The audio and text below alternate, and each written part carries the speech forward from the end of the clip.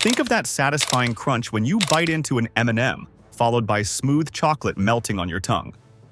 These colorful little candies have been bringing joy to people worldwide since 1941. But have you ever wondered how millions of these perfect little treats are made every single day?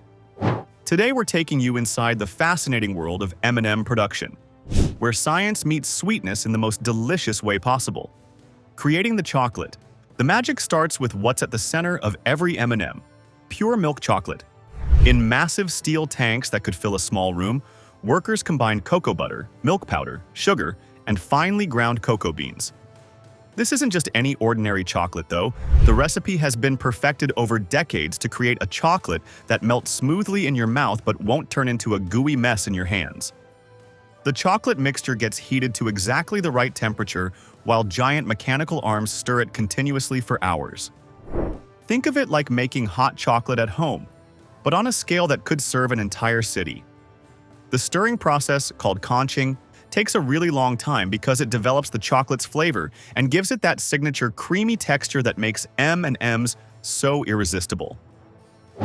What makes this chocolate special is how it's engineered to work perfectly with the candy coating process that comes later. The chocolate needs to be firm enough to hold its shape when it gets tumbled around in those big rotating drums, but it also needs to melt at just the right temperature in your mouth. Getting this balance right took years of testing and tweaking. Once the chocolate reaches the perfect consistency, it's tempered through a careful heating and cooling process.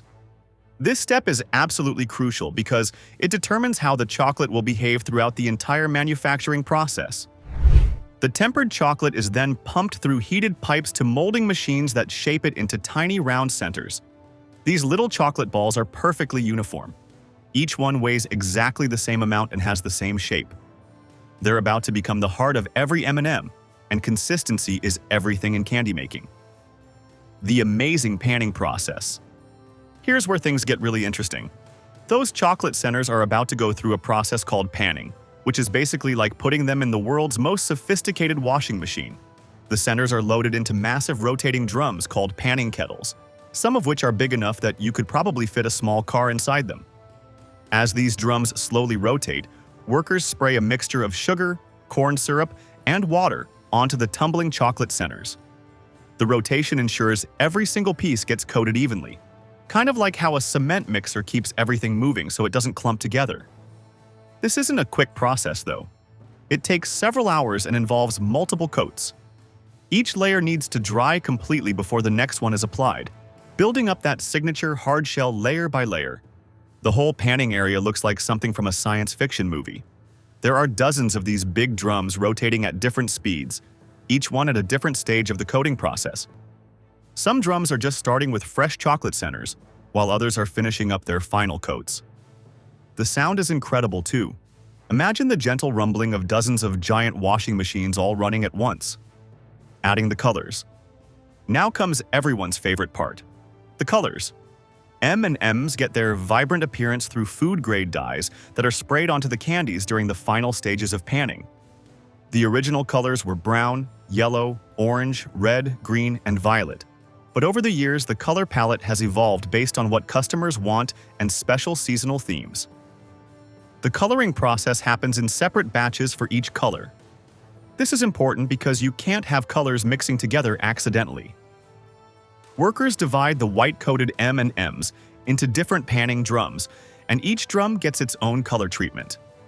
The food coloring is mixed with a small amount of wax and sugar solution to help it stick properly and give the candies that glossy shine we're used to seeing. What's fascinating is how precise this coloring process has to be. Each color needs to be exactly the right shade to match the company's strict standards. There are actually people whose entire job is to compare the colors to master samples, making sure that a red M&M from today looks identical to one made last month or last year. It's like having the world's most important color matching job. The coloring area of the factory is divided into different sections, each one dedicated to a specific color. You might see one area where hundreds of thousands of red M&Ms are being made, while another area is producing blue ones. The workers wear different colored uniforms depending on which color they're working with, which helps prevent any cross-contamination between colors. Printing the famous M. You might think printing a tiny letter on something as small as an M&M would be impossible, but modern technology makes it look surprisingly easy. The colored M&Ms travel on conveyor belts to specialized printing machines that can handle thousands of pieces per minute. These machines use food-safe white ink and work kind of like tiny stamp pads, but much more precise. Each M&M passes under a printing wheel that has hundreds of tiny rubber stamps, each one carrying the letter M.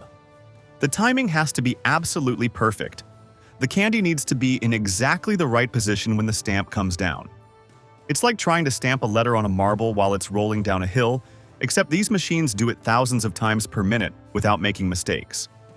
The printing process happens so fast, it's almost impossible to see with the naked eye. The entire operation from detecting the candy to printing the letter takes less than a second. But even though it's incredibly fast, the precision is remarkable. Each M is perfectly centered and exactly the right size. The machines use sensors and cameras to detect each M&M as it approaches the printing station. What's really impressive is how rarely these machines make mistakes. Out of millions of M&Ms produced every day, only a tiny fraction have printing problems. And when they do, the quality control systems catch them immediately. Quality control and sorting. Before any M&M makes it to a store shelf, it has to pass some pretty tough quality tests. The candies travel down conveyor belts past high-speed cameras and optical sensors that check each one for defects. These machines are so advanced they can spot problems that human eyes might miss, like uneven coding, incorrect colors, crooked letters, or slightly wrong sizes. The quality control area looks like mission control at NASA. There are computer screens everywhere showing real-time data about production quality, and technicians monitor every aspect of the process.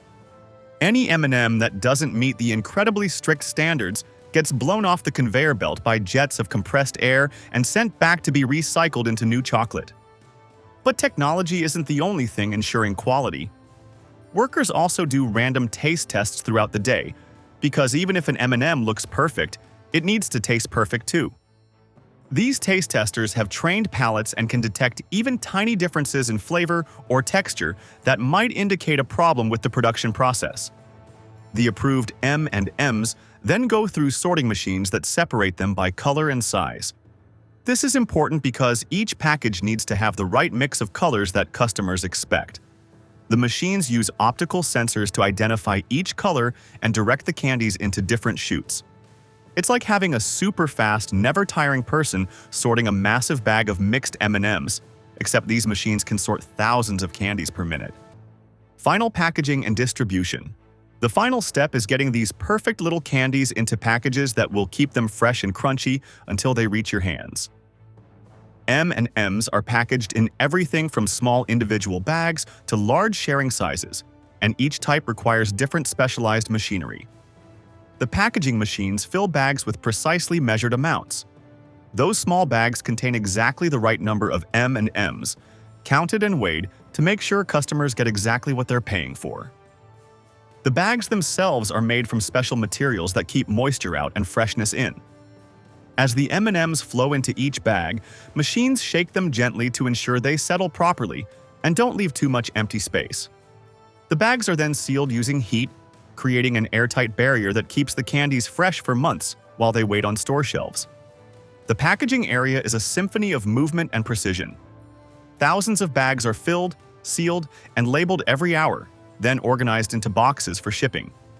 Each box is carefully packed to prevent the M&Ms from getting damaged during transport, and then they're loaded onto trucks that will carry them to stores around the world.